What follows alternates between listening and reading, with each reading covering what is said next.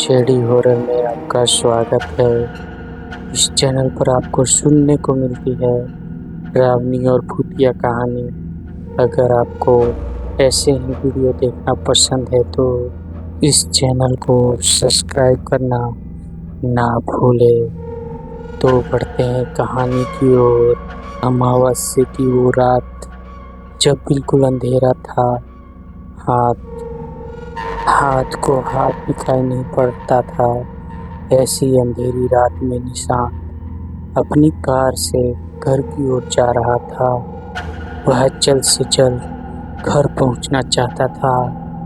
तभी उसे रास्ते में एक आदमी काले कपड़े पहने हुए चलता दिखाई दिया।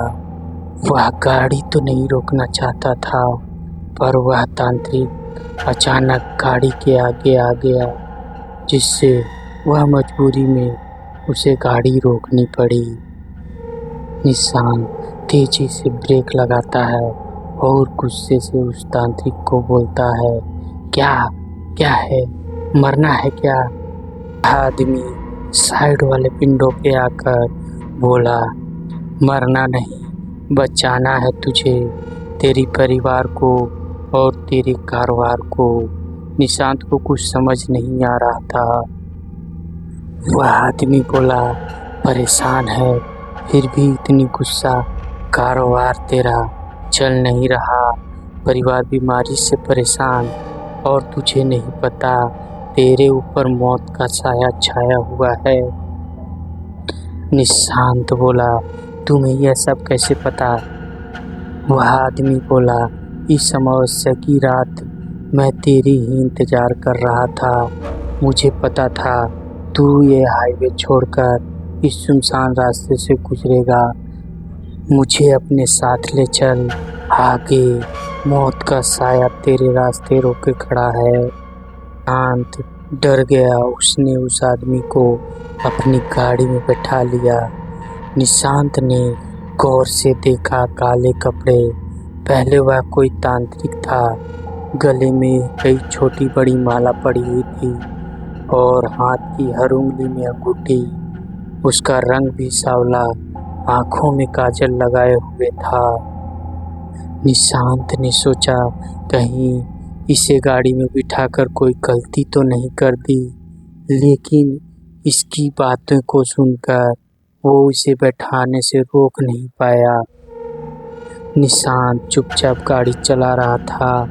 तभी उस तांत्रिक ने कहा, रुक जा, यहीं पर वो सामने देख खड़ा जिन है।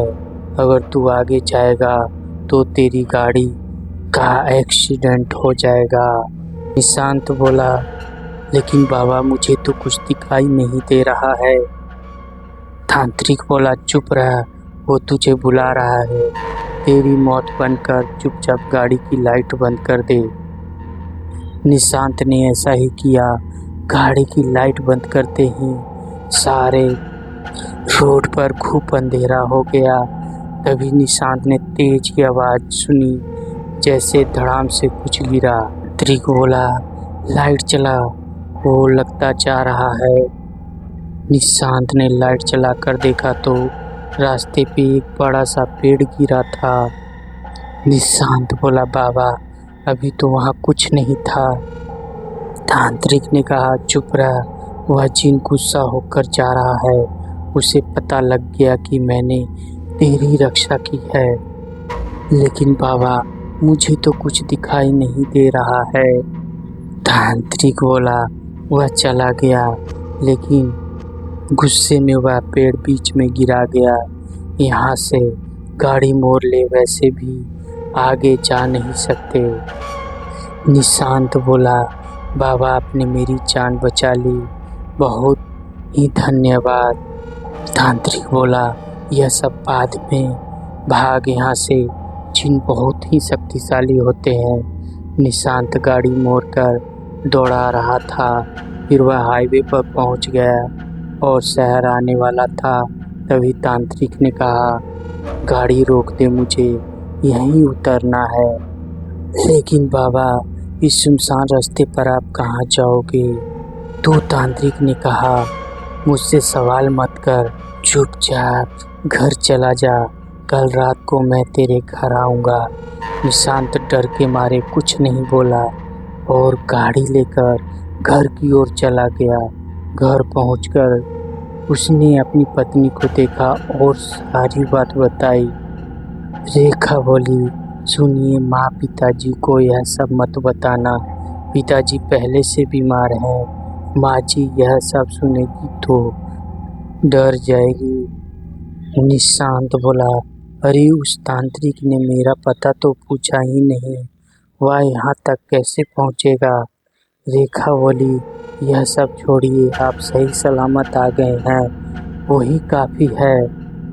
अगले दिन रात के 9 बजे किसी ने दरवाज़ा खटखटाया। निशांत ने गेट खोला, सामने वही तांत्रिक था। निशांत बोला, बाबा आपको मेरा घर कैसे मिला। तांत्रिक बोला, मुझे पूजा करनी है, तेरे घर में किसी का साया है। तांत्रिक ने पूजा शुरू कर दी। तभी निशांत की माँ तांत्रिक के सामने आकर बैठ गई। माँ बोली, तुझे भी खा जाऊंगी। तांत्रिक बोला, किसने भेजा है तुझे यहाँ। माँ ने कहा, इस परिवार को बर्बाद करना है। तांत्रिक, सही सही बता, क्या बात है।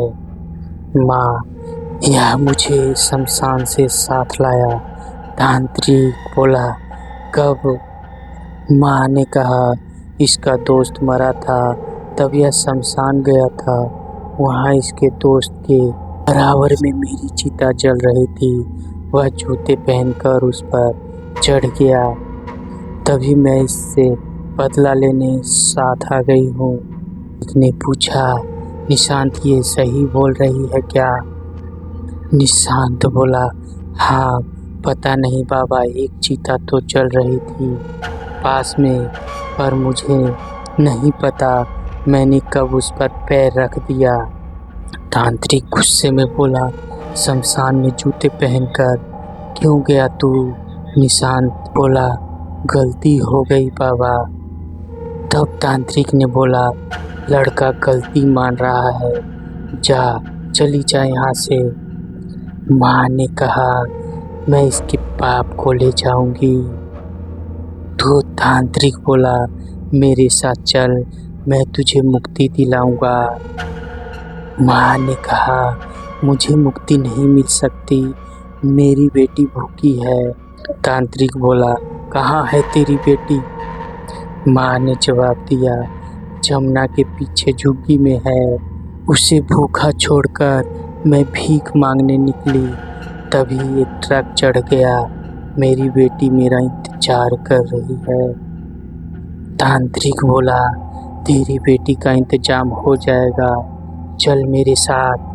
तभी निशांत की माँ बेहोश हो गई। तांत्रिक फिर बोला, तुझे इसकी बेटी को पालना होगा, तभी इसकी आत्मा को शांति मिलेगी। रेखा बोली, ठीक है बाबा, हम पालेंगे, लेकिन पिताजी को ठीक कर दीजिए। शांत ने भी उसकी हाँ में हाँ मिलाई। तांत्रिक और निशांत उस झुग्गी में गए, वहाँ झुग्गी वाले से बात की और निशांत ने उस बच्ची को गोद ले लिया। उसके बाद ना तो वो तांत्रिक नजर आया और ना ही कोई चुड़ैल। निशांत का परिवार बहुत ही खुशहाल हो गया, उसके पिताजी स्वस्थ हो गए और कारोबार भी चलने लगा। तो दोस्तों, यह कहानी आपको कैसी लगी। अगर यह कहानी अच्छी लगी हो तो वीडियो को लाइक और चैनल को सब्सक्राइब करना ना भूलें। तो फिर मिलेंगे एक नई डरावनी कहानी के साथ।